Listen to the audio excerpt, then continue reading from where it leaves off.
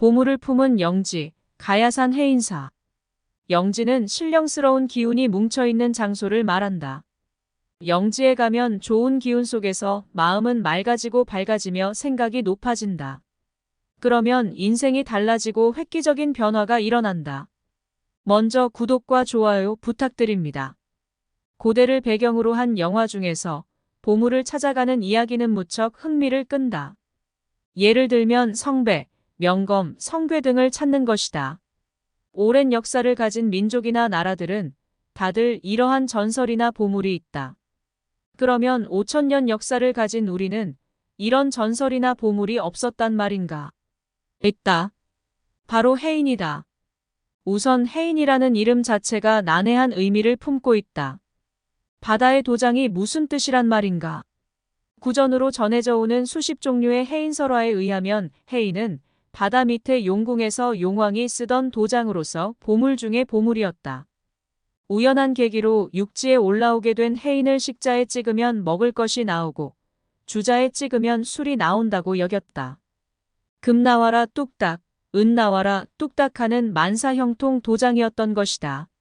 설화에서는 합천해인사도 해인의 신통력으로 순식간에 만든 절이었기 때문에 해인사가 되었다고 전해진다. 그리고 이 해인은 8만 대장경 속에 보관되어 있다고 믿었다. 아무튼 해인 도장을 가지고 있으면 불로장생, 영생불멸하고 미래를 내다볼 수 있고 어떤 어려움 속에서도 빠져나갈 방법이 생긴다고 보았다. 그래서 조선조 이래로 해인이라는 전설의 보물을 찾는 사람들이 있었다.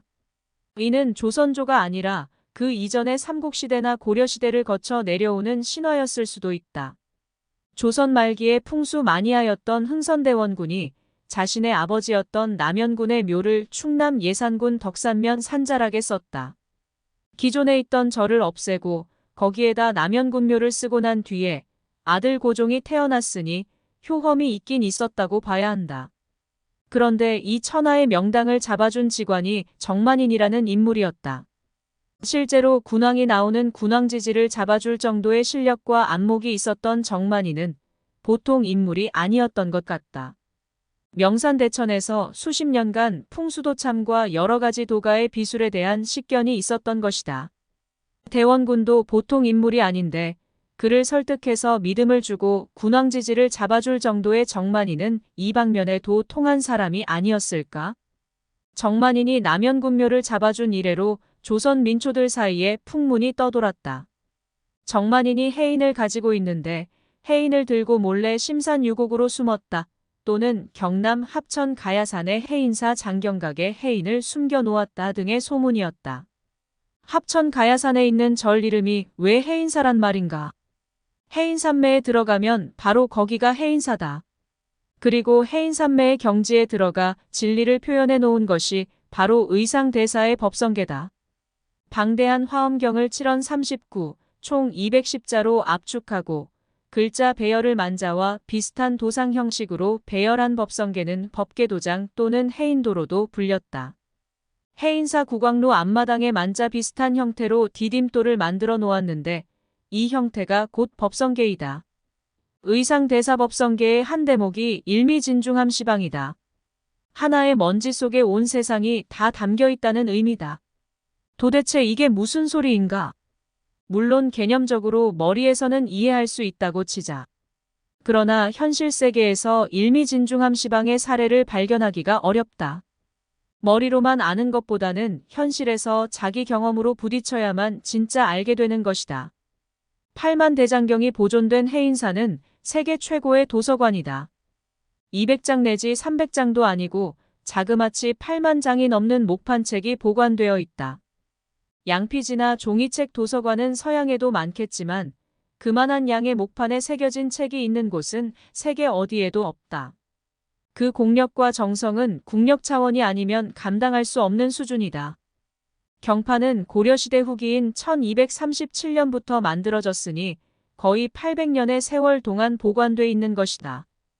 그리고 여기에 새겨진 내용들은 수천 년 이어져 온 동양 지혜의 정수들이다. 죽음을 벗어나게 해주는 해탈과 구원의 메시지가 새겨진 셈이다. 이 8만 대장경이 있는 경남 합천 해인사는 가야산 자락에 있다. 해발 1430m의 가야산은 험한 바위산이다. 불꽃 같은 산이다. 풍수적으로는 화채산에 해당한다. 종교적 영성은 불꽃에 비유된다. 영빨은 불꽃 같은 성격을 지녔다.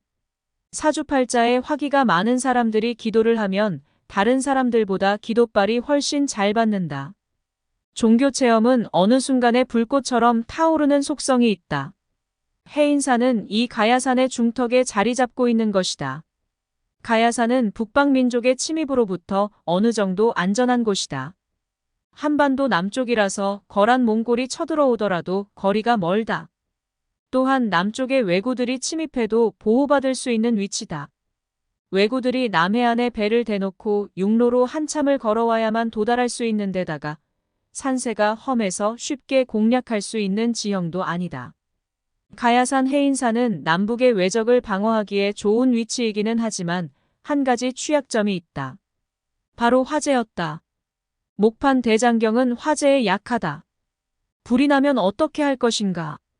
팔만 대장경 복원에서 가장 신경 썼던 점은 화재 예방이었을 것이다. 불을 어떻게 막을 것인가? 실제로 해인사에서는 7번의 화재가 발생했다. 조선시대 순조 때에는 해인사에 불이 나서 대적광전이 모두 불타버렸다. 대적광전 바로 뒤에는 팔만 대장경을 복원한 장경각이 있다. 아슬아슬한 순간이었다. 만약 불똥이 튀어 장경각으로 날아갔다면 팔만 대장경은 재가 됐을 수도 있었다. 부처님의 가피력 때문인지 대장경을 조성했던 백성들의 염원이 작동했는지 모르지만 장경각은 순조 때 일어난 화재에서 불에 타지 않았다.